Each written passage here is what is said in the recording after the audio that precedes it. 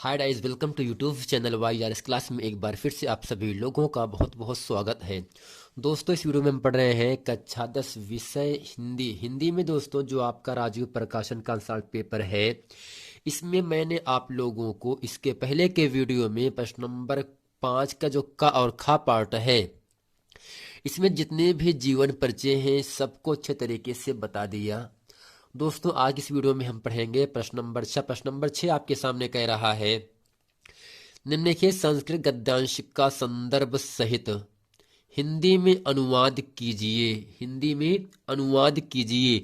जैसा कि दोस्तों ये जो गद्यांश है एग्जाम में 4 नंबर के लिए आपसे पूछा जाता है। इसमें आपको 1 नंबर संदर्भ लिखने के लिए पूछा जाएगा, जबकि जो 3 नंबर मिलता है इस पूरे गद्यांश को हिंदी जब अनुवाद कर देते हैं संस्कृत में हिंदी में तो उसका 3 नंबर मिल जाता है। तो दोस्तों गद्यांश आपके सामने यहां से कह रहा है, गद्यांश आपके सामने है, नागरिकः बहुकालं यावत् अचिन्तयत् परं प्रहेलिकायाः उत्तरदातुं समर्थः न अभवत्, अतः ग्रामीणाम् अवदत् अहम् अस्याः प्रहेलिकायाः उत्तरं न जानामि। इदं श्रुत्वा ग्रामीणः अकथयत्, यदि भवान् उत्तरं न जानाति तर्हि ददातु 10 रूप्यकाणि। अतः मलानमुखेन नागरिकेण समयानुसारं 10 रूप्यकाणि दत्तानि। तो दोस्तों सबसे पहले हम ये समझ लेते हैं ये जो गद्यांश आया है ये किस पाठ से आया है, ये किसकी और इसके लेखक कौन है, यानी इसका जो संदर्भ लिखना है आपको, जो 1 नंबर के लिए आपसे पूछता है तो संदर्भ हम किस प्रकार से लिखेंगे। और इसमें लिखेंगे दोस्तों, आपको ध्यान से सुनना है, प्रस्तुत गद्यांश हमारी पाठ्य पुस्तक हिंदी के संस्कृत खंड के परबुद्धो ग्रामीणा, यानी ये जो पाठ आया है परबुद्धो ग्रामीणा पाठ से आया है। परबुद्धो ग्रामीणा पाठ से उद्घृत है या लिया गया है।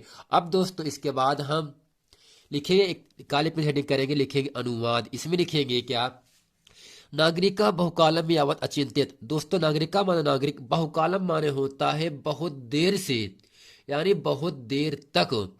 यावत अचिंतित माने होता है सोचता रहा। नागरिका बहुकालम यावत अचिंतित, नागरिक बहुत देर तक सोचता रहा। परम परहेलिकाया उत्तरम दातुम समर्थन अभवत। अब दोस्तों परम माने परंतु, परहेलिकाया माने होता है पहेली, उत्तरम माने उत्तर, दातुम माने देने में, समर्थन अभवत माने होता है समर्थ न हो सका। अर्थात दोस्तों परंतु पहेली का उत्तर देने में समर्थ न हो सका। अतः ग्रामीणाम अवदत, अतः माने इसलिए, ग्रामीणाम माने ग्रामवासी, अवदत माने बोला, इसलिए ग्रामवासी से बोला। अहम अस्या परहेलिकाया उत्तरम ना जानामि। अब दोस्तों यहां से हो जाएगा, अहम माने मैं, अस्या माने इस, मैं इस, परहेलिकाया माने होता है पहेली का, मैं इस पहेली का उत्तरम ना जानामि, उत्तर नहीं जानता हूं। मैं इस पहेली का उत्तर नहीं जानता हूं। इदम श्रुत्वा ग्रामीणा अकथयत। इदम माने यह, इदम माने यह, श्रुत्वा माने सुनकर, यह सुनकर, ग्रामीणा माने दोस्तों ग्रामवासी, अकथयत माने कहा, यह सुनकर ग्रामवासी ने कहा, यदि भवान उत्तरम ना जानामि, यदि आप, भवान माने आप, उत्तरम उत्तर, ना जानात नहीं जानते हैं, यदि भवान उत्तरम ना जानात, यदि आप इसका उत्तर नहीं जानते हैं, तरहि ददातु 10 रूप्यकाणि। तरहि माने तो, ददातु माने दे दिए, 10 रूप्यकाणि माने 10 रुपए, तब आप 10 रुपए दे। अतः मलान मुखेन नागरिकेण समयानुसारम 10 रूप्यकाणि दत्तानि। दोस्तों अतः मान इसलिए, मलान मुखेन माने होता है मुरझाए हुए मुख वाले, नागरिकेण माने होता है नगरवासी के द्वारा, समयानुसारम शर्त के अनुसार 10 रूपकाणि 10 रुपए दत्तानी दे दिए गए। इसलिए मुरझाए हुए मुख वाले नागरिक ने शर्त के अनुसार 10 रुपए दे दिए। दोस्तों इस पूरे गद्यांश को एक बार अच्छे तरीके से हम फिर से रिपीट कर देते हैं। नागरिका बहुकालम यावत अचिंत्यत, नागरिक बहुत देर तक सोचता रहा।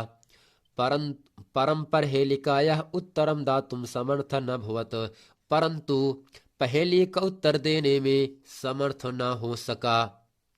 अतः ग्रामीणान अवदत, अतः यानी इसलिए ग्रामवासी से बोला, अहम इसया परहेलिकाया उत्तरम न जाना भी, मैं इस पहेली का उत्तर नहीं जानता हूँ। इदम श्रुत्वा ग्रामीण अकथयत, यह सुनकर ग्रामवासी से कहा, यदि भवान उत्तरम न जानते, यदि आप इसका उत्तर नहीं जानते हैं, तर्हि तो ददातु, दे दे 10 रूपकाणि 10 रुपए। यदि आप इसका उत्तर नहीं जानते हैं तो तब 10 रुपए दें। अतः मलान मुखे नागरिकेण समयानुसारम 10 रूपकाणि दत्तानि, इसलिए मुरझाए हुए मुख वाले नागरिक ने शर्त के अनुसार 10 रुपए दे देते हैं। जैसा कि दोस्तों ये गद्यांश है, इसमें जो प्रश्न नंबर 6 है, इसमें चाहे आपको गद्यांश आपको लिखना है, चाहे इस जो श्लोक लिखा गया है इसको आपको हिंदी में लिखना है। इन दोनों में से केवल आपको एक करना है।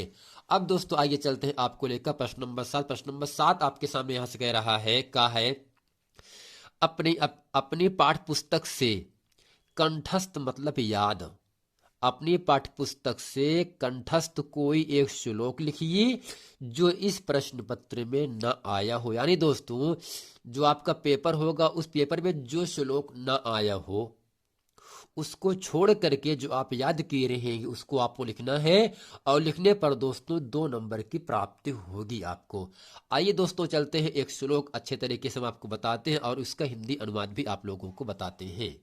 तो फ्रेंड ये जो श्लोक आपके सामने है प्रबुद्धो ग्रामीण पाठ से है, और इसी का गद्यांश आपके सामने अभी आया था। मैंने इस गद्यांश को अच्छे तरीके से, उसका जो अनुवाद है उसको मैंने आप लोगों को अच्छे तरीके से समझा दिया था।